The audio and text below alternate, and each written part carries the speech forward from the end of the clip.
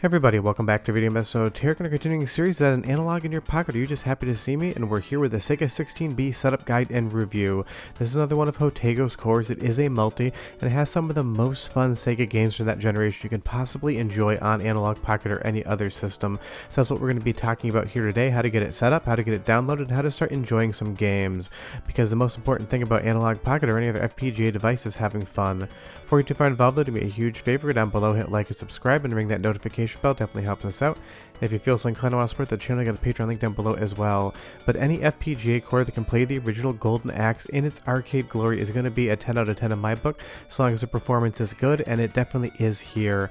But there's so many fun games to enjoy on the Sega 16B, and I want to go over some of the setup for you, because by default on your Pocket, if you've not gone through some of the setup guides before, you're not going to actually have any of these cores on your Pocket in and of itself. Now, I did an initial setup guide, and I'll leave a link below in case you need that. But for any reason, if you don't have the 16B cores on your Pocket under OpenFPGA, we'll use Pocket Updater here and just select Download All or Update All. That's going to bring down all of the cores and associated files you're going to need to enjoy the Sega 16B on your Analogue Pocket. Sometimes it takes like 20 minutes to run if it's been a while. Sometimes it takes only like 1 to 2 minutes. Definitely be patient, but once you do that, you should be good to go back to your Pocket. Now, like every other arcade core, we're going to pop under OpenFPGA. That's where they're all located, but if you've never done this before, now you know. And all of the Sega 16B is going to be under Arcade Multi. That's how a lot of Jotego stuff is set up at this point in time. Within the Arcade Multi, you're into Capcom CPS 1 and 2, systems I've already gone over, but Sega 16B is going to be right there as well, and that's the one we want to check out for sure.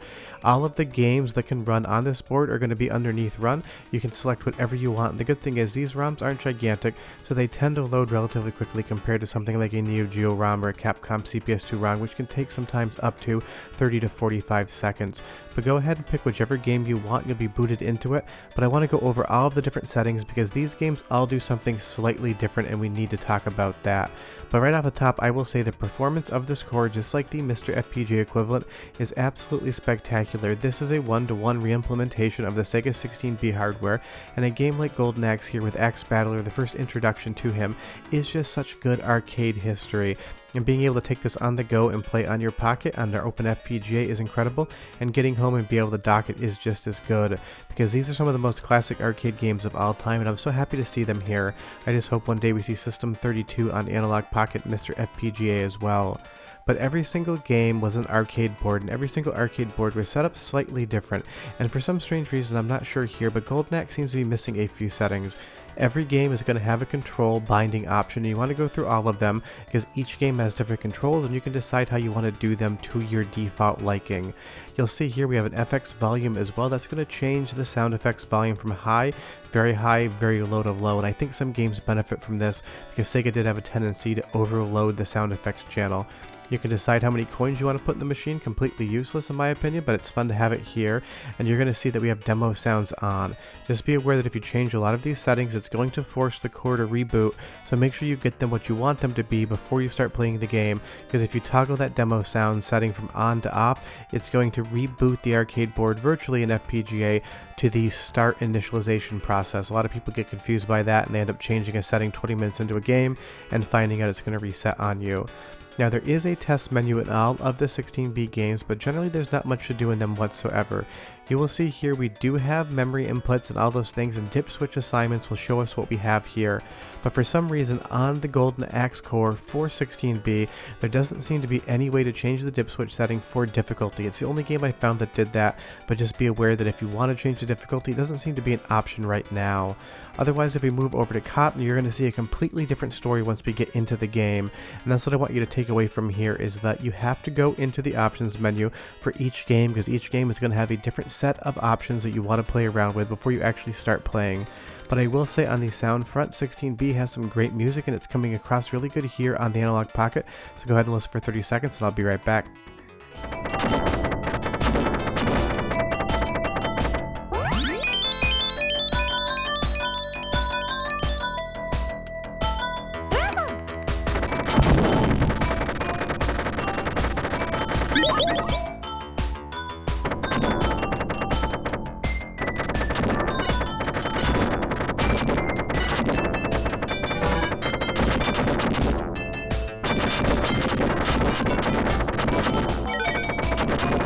You will hear some of the sound effects clipping, and that is part of the Sega 16B hardware. It just loves to do that sort of thing. So if you do want to change the sound effects volume around, this is a good game where you would do it. I put them to very low, and honestly it takes a little bit of that clipping away, but that's part of the original hardware experience as well. Sega just loved to maximize how loud things were.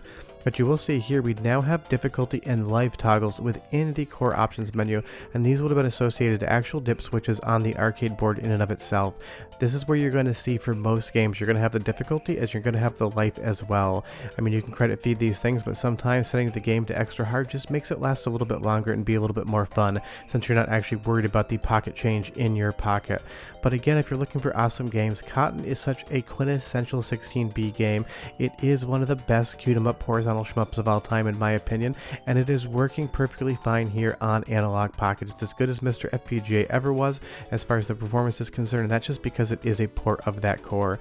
Now, if we go into the diagnostic or test menu here, it's looking for a service button, and that I cannot tell whether or not it's in the core. I certainly can't find it, so sometimes you're going to find a test menu that actually doesn't let you get out of the test itself. But if we go into load arcade game, you don't need to restart the core per game.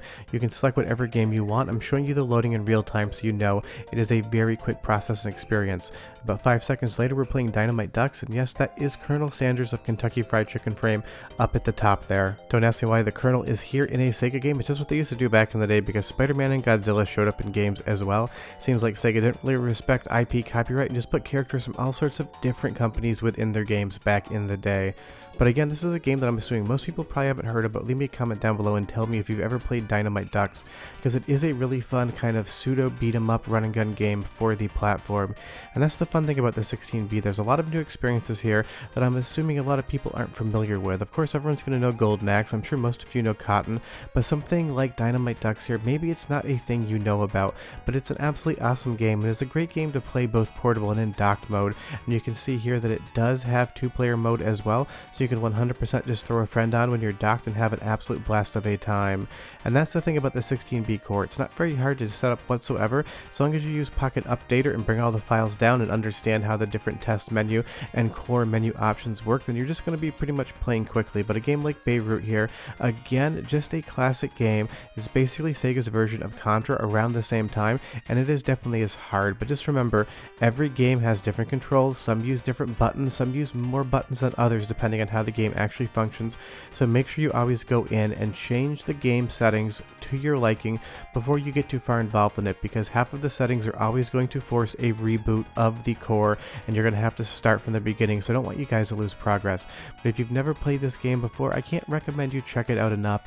It is just one of those all-time classics that seems to be a little bit forgotten to time, and that's why Analogue Pocket is so great and Jotego and his team's cores are so great. You can just kind of experience everything you want, again, like Fantasy Zone 2 here. And the best part is, compared to Neo Geo or the other arcade cores that take a long time to load because the ROMs are large, when you're on the train, when you're on a plane and you just want to switch over to something quickly, all of the games here just boot up so quickly.